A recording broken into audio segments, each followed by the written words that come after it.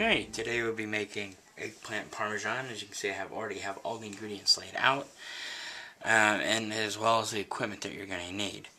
Of course, you have the eggplant itself, 3 tomatoes, roughly about this size, like about say a baseball, roughly.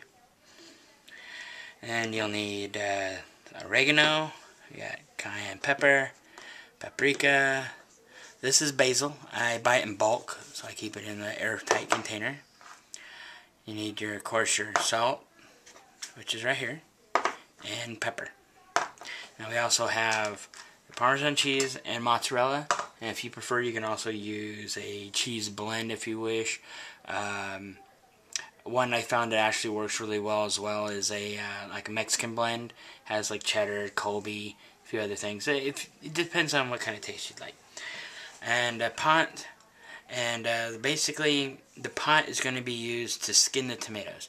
I found that works best because the skins on the tomatoes aren't tough and they are edible, but they leave like a stringy film when they release from the tomato during the cooking process.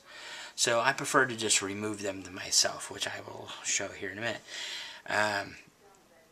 So we got everything we need here, and everything that you see here can be purchased at Fresh and Easy as well. So you don't have to worry about that.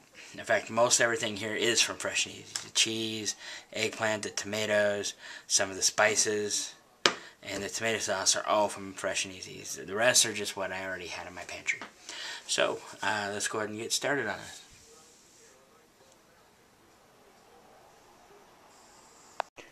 First thing you want to do is get a pot of water, fill it maybe about 3/4 of the way full with water, just enough so that when you drop a tomato in, it'll be pretty much fully submerged. Then you want to go ahead and turn it on high, as you can see right there. And this helps in the process because the water boiling does reach a certain temperature. But if you add a little bit of salt, just like that, you don't have to worry about stirring it up. When it starts to boil, it'll absorb all that salt. That will help raise the temperature, which in turn will help cook the tomatoes. Now, you're not wanting to cook them fully. You're just cooking them enough to release the skin. And I already have our 3 tomatoes here. And the serrated knife works best on tomatoes because you don't have to worry about them squishing. The serrated blade slices right through the tomato without any issues. But, like I said, we're not going to be slicing and dicing or cooking them completely. So, I'll get right to the point here and we'll get started. Okay, now that we have the water starting to boil, you want to create an incision just deep enough into the skin so that when you drop them in there and let them boil for just a few minutes, the skin will start to come loose. So you basically want to just make a light X. You can do it anywhere in the tomato. I prefer to do it on the bottom myself, because there's always that little divot right there. So I just make the cross incision right through there, just like that, on all 3 tomatoes. Now, you're also going to need a bowl of ice water, because even though you pull these from the water, the tomatoes will still be cooking internally. And you just want them to cook enough where the skin peels off without any issue. And to do that, you boil them for just like a minute or so. You take them out, blanch them in the ice water until they're nice and cool. Then you can handle them without burning yourself and be able to peel the skin off without any issue. Which we'll show you here in just a second. The water is almost boiling. Alright, as you can see, all the ingredients have been measured out. We have about 1/2 cup of mozzarella, about 1/2 cup or so of Parmesan cheese. You can use less if you like. I usually do about that much because of the flavor. My spices all weighed out and measured. About 1 tablespoon of oregano, about another tablespoon of basil, and I'd say about 1/4 teaspoon of salt, 1/2 teaspoon of pepper. And I put about a full teaspoon of paprika to give it that nice smoky flavor. And just a pinch of cayenne pepper to give it just that little bit of a kick. And that'll all go into this sauce here in a minute and get stirred up. I have our ice bucket ready. The water is boiling. tomatoes are all ready to go. So you gotta be careful not to burn yourself. So what I usually do is I take my strainer here, dump one tomato at a time in there. No hurry.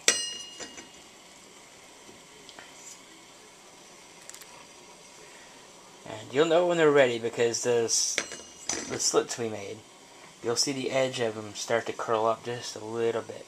But you don't want to wait too long because then the whole tomato will be cooking and it'll just turn mush. So you got to be very, very careful on that. This doesn't take very long. The water's been boiling for a few minutes, so it's at its peak temperature.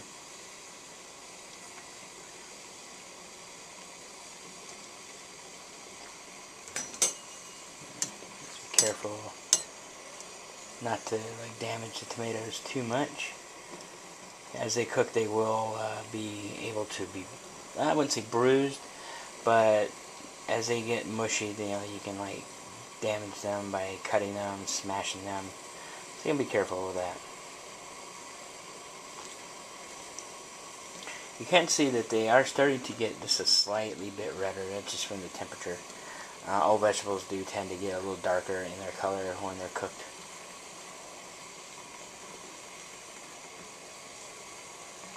At least most vegetables anyways. Okay, getting close. You can see the slits are opening up just a little bit as the tomato starts to swell up. Now there, you can barely see this one. It's splitting down the side. That one's ready. It's kind of hard to keep track of that very well. It may have been the first tomato that I dropped in here. This one's ready.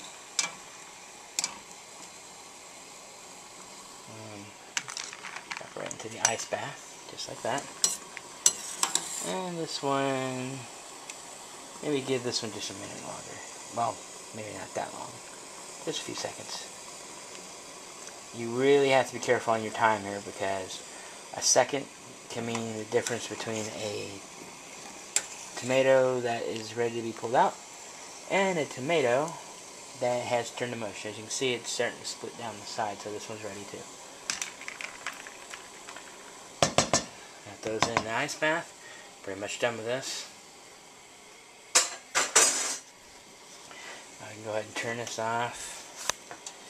Just careful, move it out of the way. Watch your burner. With me, it's right next to where I'm working, so you gotta be careful. And now we'll let these soak for just a minute just to basically cool them off. And once they're ready, then we'll be able to peel them.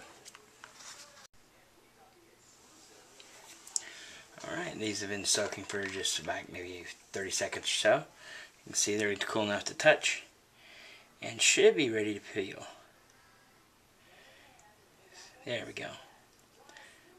And see, the skin just comes right off without any problem at all. And if it does stop like that, it's not a problem. You can just start right back up again. And you can just throw it away, put it in the water. Doesn't matter, just as long as it's out of your way. A little bit of meat comes off, that's fine too.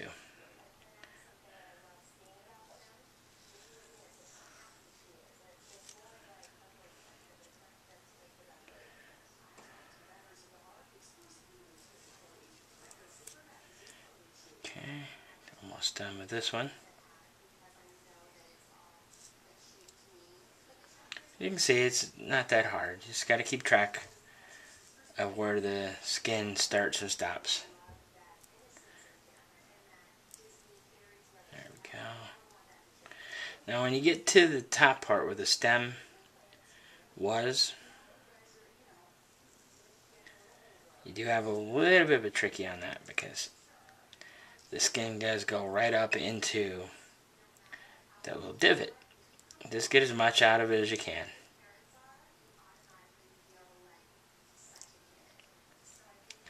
There we go. That's our first tomato. I'll just repeat the process with the next two. And we'll be all done with this step at least. And here we are through the magic of editing. We have all three tomatoes completely peeled and ready to go. Now we also will have to be slicing this up in a little bit. I'll go ahead and get it out of the wrapper here and set it off to the side.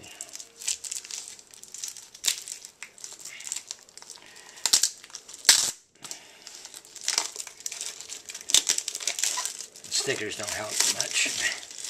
There we go. Now, one of the things I do to prep this is the leaves grow down over top of the eggplant here. So what I do is I lift it up just a little bit, get my thumb under it, and then break them off. What this does is it maximizes how much of the flesh of the eggplant that you'll be able to use. And if you just cut the top off, you're going to be cutting like this much of it off.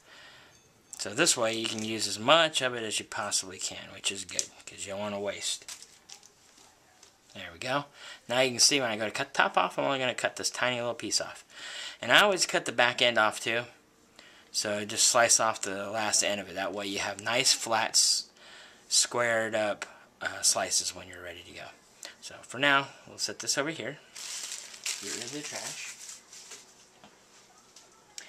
Now the tomatoes, you're going to want to slice them in any direction you want, really.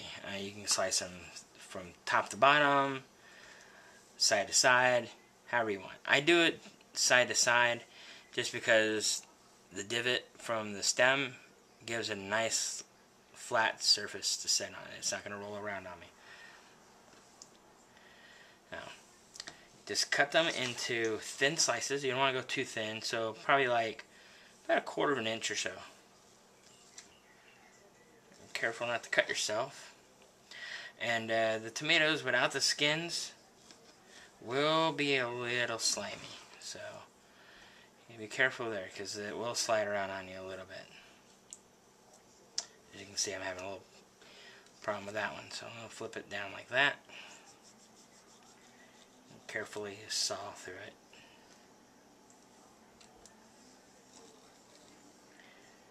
There we go. Repeat with the other side.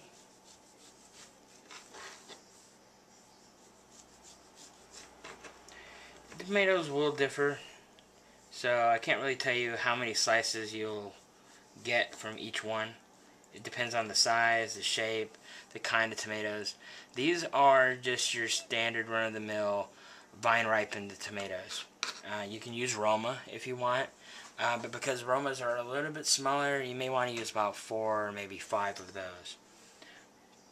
And if you're using a hot house, they're of course a lot bigger.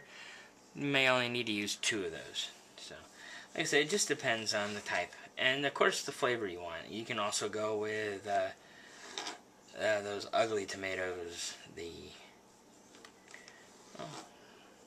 can't remember what they're called just at the moment. Heirlooms. You can go with the heirloom tomatoes.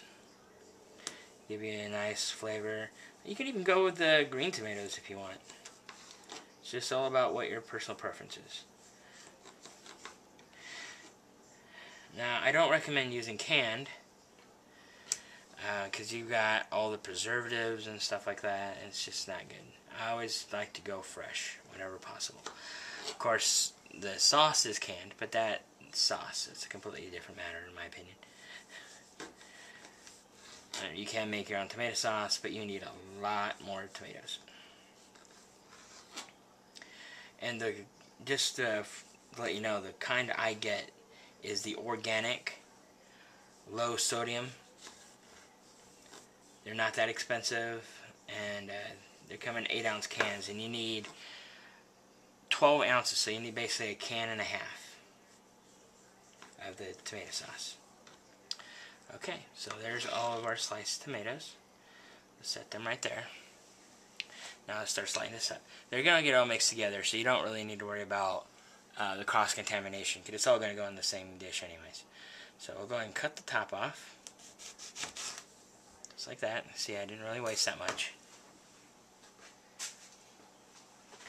And you can cut the bottom off now, or you can wait. I like to wait because the way this is shaped, you know, it rolls around while you're cutting it, stuff like that. So the shape of your cuts may differ a little bit. And by the time you get to the bottom, you may have cut it square here and a square there. By the time you get to the bottom, you might be at an angle and you'll end up at a wedge. So just wait to cut the bottom until you get down there. Now you want to do anywhere between 1/4 to 1/2 inch. You don't want to go too thick. For 2 reasons. One, it'll take longer to cook. You won't have as many slices overall. So you just want to be careful on how big you cut them. You can see they'll vary in size and width this way, but in thickness you just want to be careful. Now mine are a little wedgy, but it's not too bad. So just continue cutting through. Turn it if you need to, because my problem is sometimes my cut seems to get a little off kilter. So just keep cutting through. We're getting down to the end. Just be careful you don't cut yourself. Even a dull knife can cut you. But here's the secret. A dull knife will hurt. Sharp knife, not as much. And they will both cut you just the same. It's just a matter of how much it'll hurt in the end. Trust me, I know. I have had my share.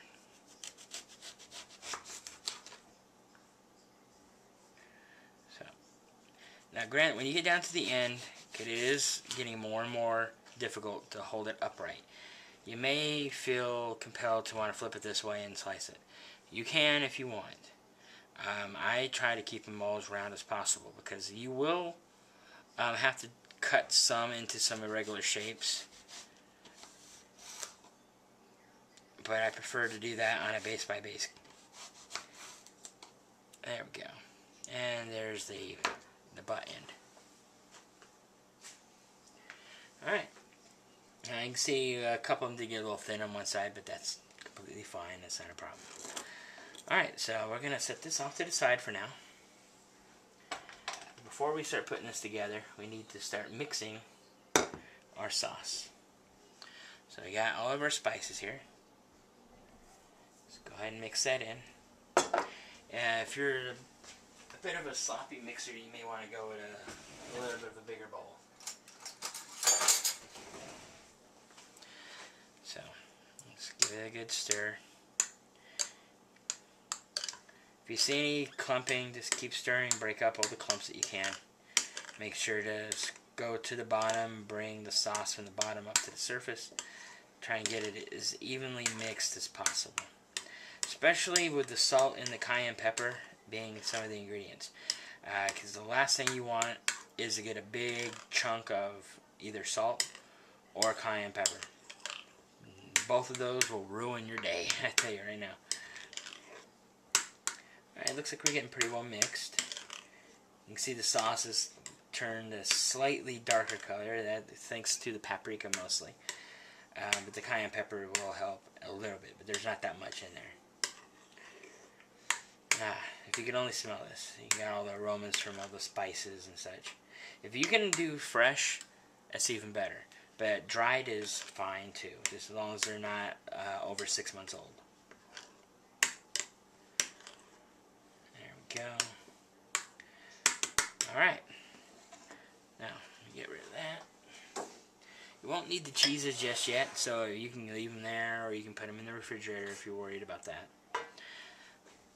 You'll need a little bit of sauce. You don't have to worry about spraying the pan. Only, actually I should say, only if it's non-stick like this one is. So, take some sauce, put down the bottom. A little bit more. Just spread it around. Get a nice even layer. It's pretty much just like building a lasagna. But there is no pasta. Very, very, very low carb. My recipe specifically is extremely low carb, which I'll go into all that information later. Okay, now generally, you don't have more slices of one or the other, but it's just mainly that the slices of your eggplant are so wide, they don't take as many to be able to fill the pan. So we'll take some of this bigger slices. I got one of the wedgies here. Spread them down just like that.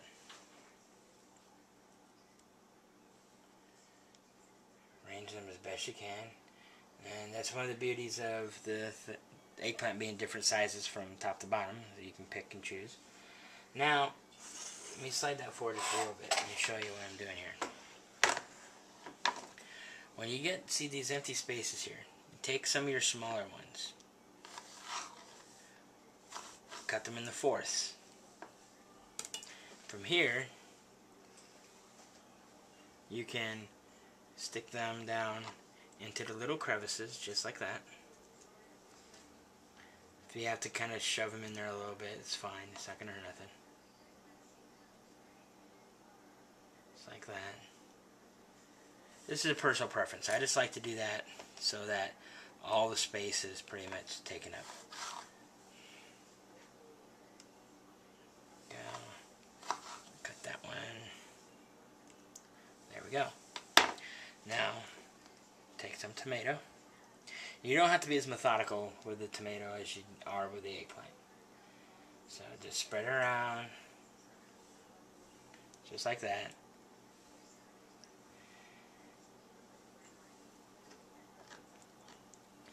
Now, you should end up with about 2 layers of tomato and like 3 layers of eggplant.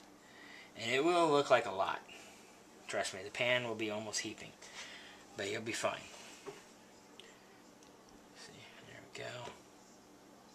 And if you end up not that many, that's fine too. I mean, the number of layers, whoop, almost forgot.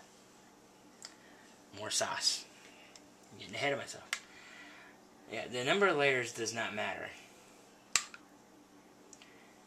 It's just as long as they are layered.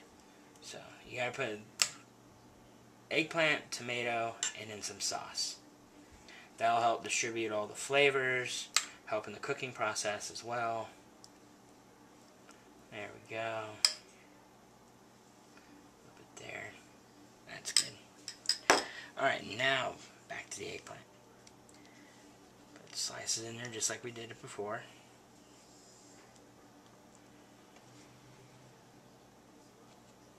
Like that. Got a wedge from before, so we can stick that in there. Grab another one. Stick that in there.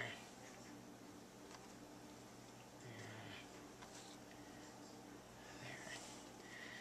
Now, I'm out of tiny ones. So, one of these cut in half. Ta-da! And here we go with the tomato again. You can see it's starting to run out of room in the pan. That's okay. There's actually tons of space in the pan, and as this cooks, things will shrink, things will settle, so don't worry about it. There we go, that's all the tomato. Now I add more sauce.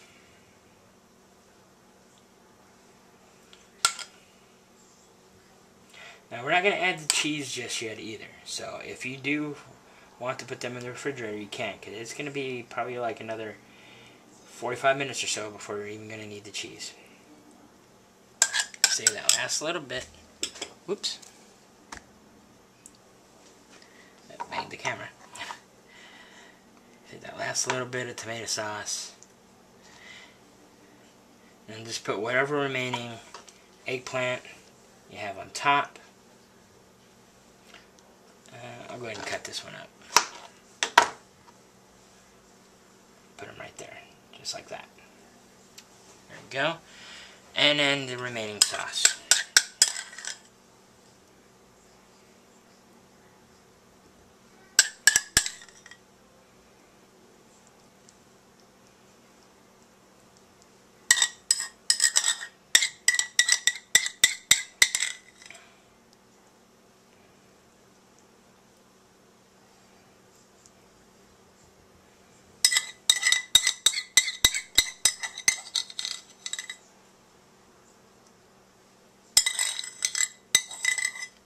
go. Now, we are done with this. We'll move it out of the way.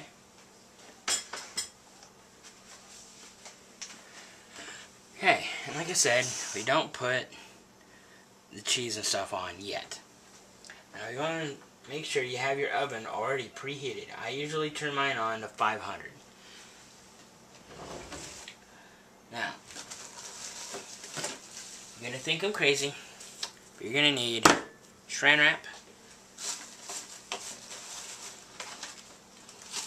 and some aluminum foil. So what we're going to do is take the Saran Wrap. I leave mine out of the container because it's just easier for me to rip it by hand.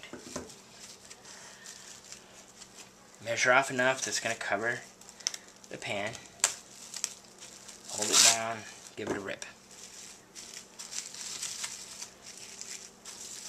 Now you're going to turn it and go 90 degrees the other direction and do the exact same thing. What this is going to do, it's going to create a seal.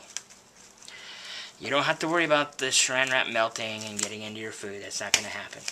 And I'll tell you why here in just a second. It's all dependent on your tin foil or aluminum foil. Alright. So just tuck that up and under, just like that, best you can. Doesn't have to be perfect. Because when this gets in the oven and gets hot, that's all going to melt. And stick to this. So, you put the foil over, pinch the sides down, making sure to capture the edges of the plastic wrap, folding it up under with it.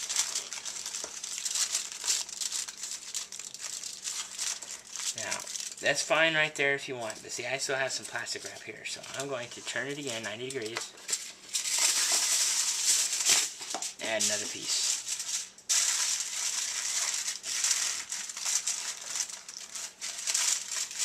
Like that, tucking it all up under the edge of the pan. There you go. Now, kind of looks like a pie. Once your oven's hot and ready to go, you put this in the oven, let it bake for anywhere between 30 to 40 minutes. You're going to want to check it every now and again. I'd say after 30 minutes, check it. If the eggplant is cooked through and is nice and soft and tender, you're done. If not, let it cook for another 10-15 minutes, checking it for the doneness to make sure that it's fine. And when it comes out, we'll show you what to do next. Oh, and said I would tell you what this was all for. The plastic wrap goes over it, creates a seal. Now, the plastic is not going to melt because it's in contact with the Saran Wrap. The Saran Wrap works, not to get geeky anyone, this is a electronics term. The foil works as a heat sink. It'll absorb the heat that's coming off of the plastic wrap, keeping it from melting completely. It will become pliable and will melt around the edges, creating a seal, keeping all the moisture in, so this is not going to dry out. And being that it's not going to dry out, basically, this is going to steam all the vegetables in here, the eggplant and the tomato. And it's also going to open up all the spices. They're going to bloom. All the flavor is going to come out into the sauce. All that goodness right there. And the foil keeps it all in place around the edges. And like I said, keeps the Saran Wrap from melting. But when you go to pull this off, it will have melted and fused with the tin foil. Another reason I do this also, tomatoes are so acidic, especially the sauce, that it will actually eat through the tin foil. It's a slow process, but combined with the heat and the amount of time that this has to bake, you will start to notice small holes appearing in the top of the foil where the acid is actually burned through. Anybody who's put foil on spaghetti or any other kind of pasta dish that had tomato sauce in the refrigerator and wrapped it with foil will know exactly what I'm talking about. You got to peel it off, foil stuck to the top of your food because the acid had basically melted it, and it's now contaminated your food. So that's another reason for the plastic wraps. That keeps that from happening. Alright, so this is ready to go. We're going to throw it in the oven and see you back here in like 45 minutes. Well, in Magic TV time, probably a few seconds. And here we are, all done. Just need to check it real quick.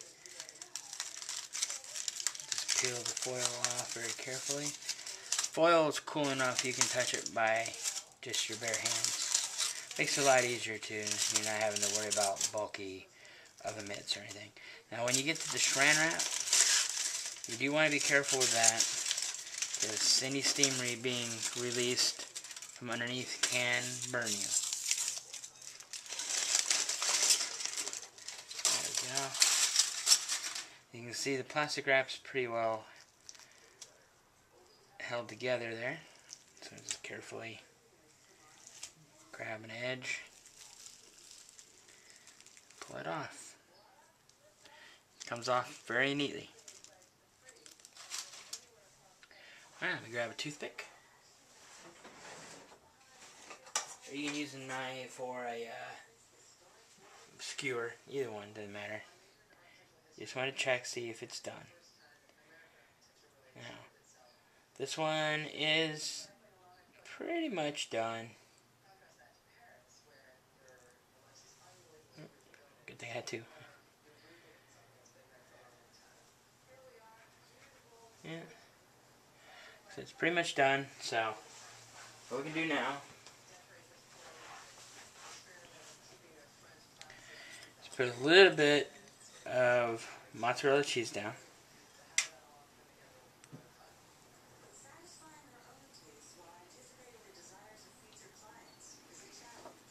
And then a little bit of Parmesan cheese.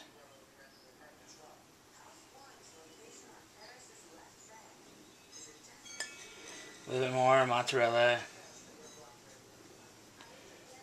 When you're done, you're basically going to have a nice, even coat of cheese. And also, if you'd like to, you can mix the mozzarella and the Parmesan cheese together. I like layering them myself. That way you can make sure you get a nice, even coating of the two. Get some down along the edges there. You can see it's still pretty hot, so you gotta be careful. It's already melting the cheese a little bit.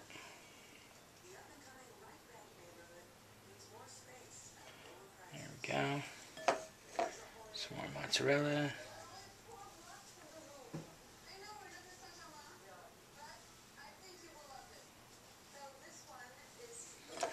And a little more.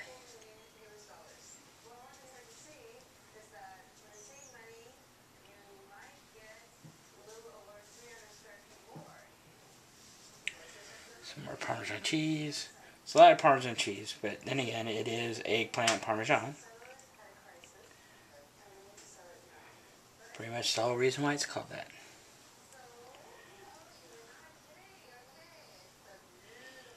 Down the edges. Now you'll see some water building up. That's the juices from the tomatoes and the eggplant kind of mingling with the sauce. So don't worry if you see that it's a little saucy.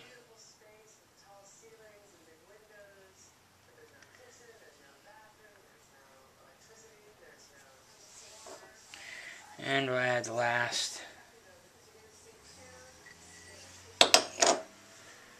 of the Parmesan cheese. There we go. Spread it around with your hands. Just be careful, it is hot. Okay. Now, you can leave it like this. I like to top it with just a little bit of oregano. Just give it a nice little coat on the outside of it. Try to go too crazy though, because it is dried, and if you put too much on, it actually will kind of crust up on the top of the eggplant Parmesan. And you'll end up with tough little oregano flavored twigs. Now that is it. So now we're going to put it back in the oven for about another 15-20 minutes until the cheese is nice and melted and golden brown. So we'll put it in and check it back here in a few minutes. And here we are with the finished product. All done. Cheese nicely golden brown. You can cook it a little longer if you like it a little darker, a little more caramelization. It does add a little more flavor. So it's It's on your personal preference. Pretty much anything about this dish is your personal preference. Like, you want more sauce, you want less sauce, you want more spice, you want different spice. It's fine. Now, the nutritional value on this is my own recipe. So after doing the math on all the ingredients, this whole dish right here only has 41 carbs. Has a total of 500 calories. And this serves 4 people. So per serving, it's only 125 calories and 10.25 carbs. So it's a very, very lean meal, very filling, and tastes great. So that is my recipe for eggplant parmesan. Enjoy.